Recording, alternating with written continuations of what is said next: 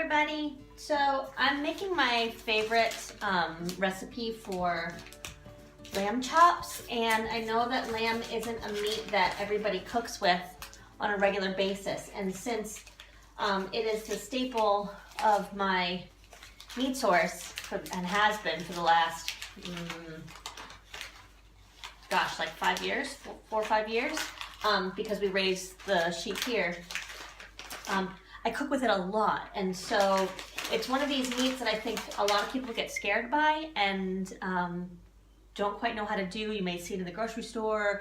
The lamb chops in the grocery store are a lot different than the ones that I'm going to be serving or making today because, well, our lambs are smaller. We're a smaller farm. We raise sustainably and with organic principles, and we only really are raising lamb for ourselves as a food item and to improve the health of our pastures, for which we need a certain number of sheep annually.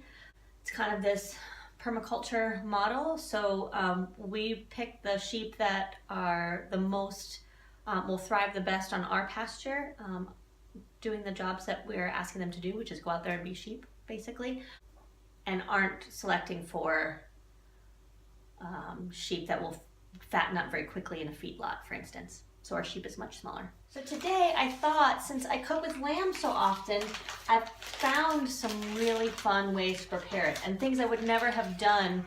I wouldn't have been nearly so adventurous with a recipe if I was using an expensive meat, which lamb typically is. So having access to lamb 365 days a year for the last 5 years, I've gotten really creative.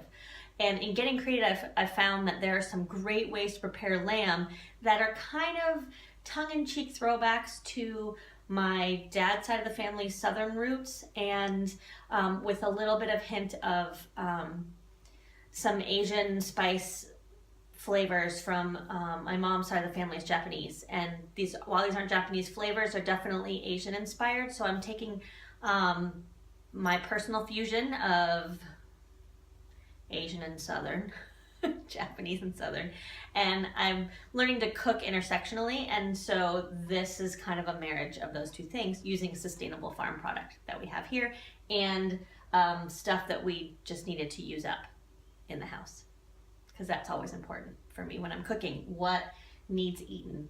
That's how I select what I'm going to eat for the day. So I've thawed out some packs of lamb chops. These are packaged for roughly to feed 4 people. Although I have made these chops before for a friend of ours who is a pilot in the military, and he ate a lot of these. I want to say like 12, is that right, Dan? I don't know. All I know is that I just kept heating them up because I like to make a bunch of them and put them in the freezer, and I just kept heating them up as fast as I could, and he was eating them as fast as I could eat them. So they're definitely a hit. So what I've done here is I've put in the bowl right here, that's a bowl of coconut milk. You could use regular milk, but I like coconut milk. You'll see why with the spice palette of where it's going. I have here a peppered flour mix. This I used a gluten-free flour, and it has a lot of almond meal in it.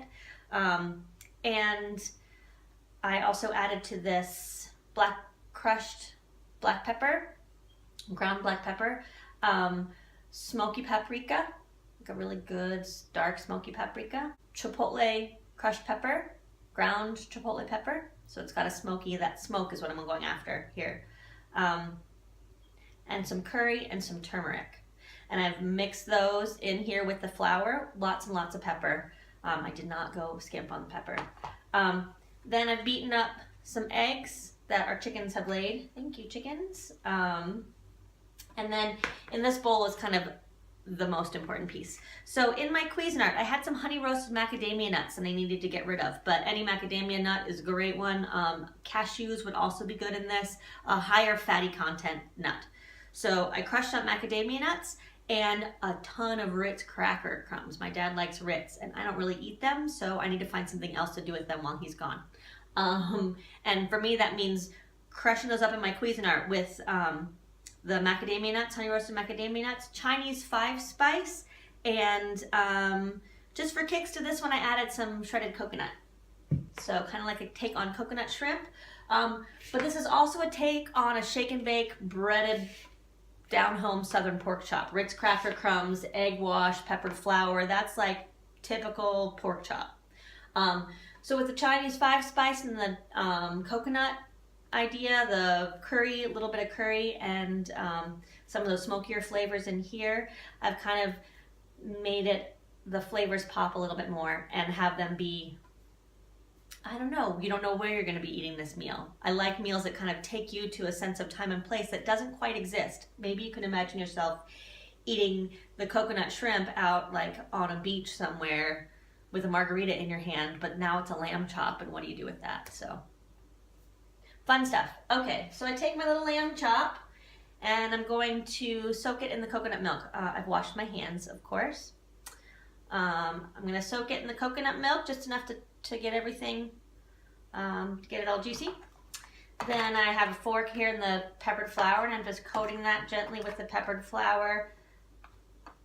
Flip it over. My hands are kind of wet with the coconut milk, so I try and touch the pork chop as little as possible, or the lamb chop as little as possible.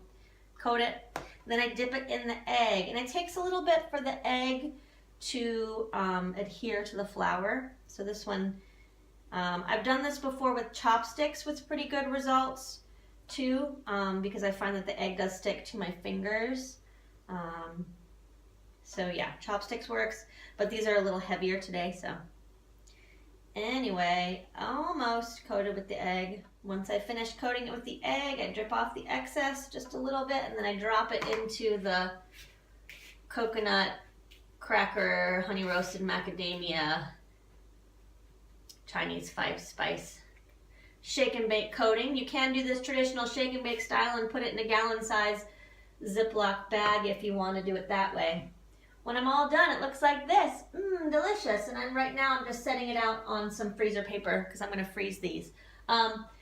Once these are done, you can pan fry these if you want to do them like a southern fried pork chop. So you can do these on your stovetop in an oil that'll take a lot of heat. So maybe a peanut oil would be my thought.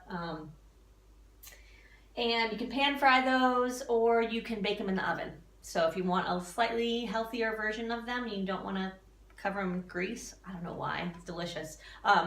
You can pop those in the oven and bake them until they're done. Done 160, I think 170 for lamb. You'll want to look that up. I probably should, but mostly I just sacrifice one and cut it open and check the middle of it so that it's not oozy gooey bloody. Sorry. But if they don't cook on the stovetop in the way that you want them to, I've finished them off in the oven before. So I've pan fried them to get that good crust and crisp, and then pop them in the oven.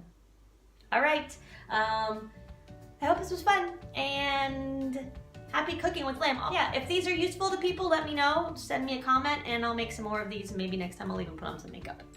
Yeah? All right, talk to you later.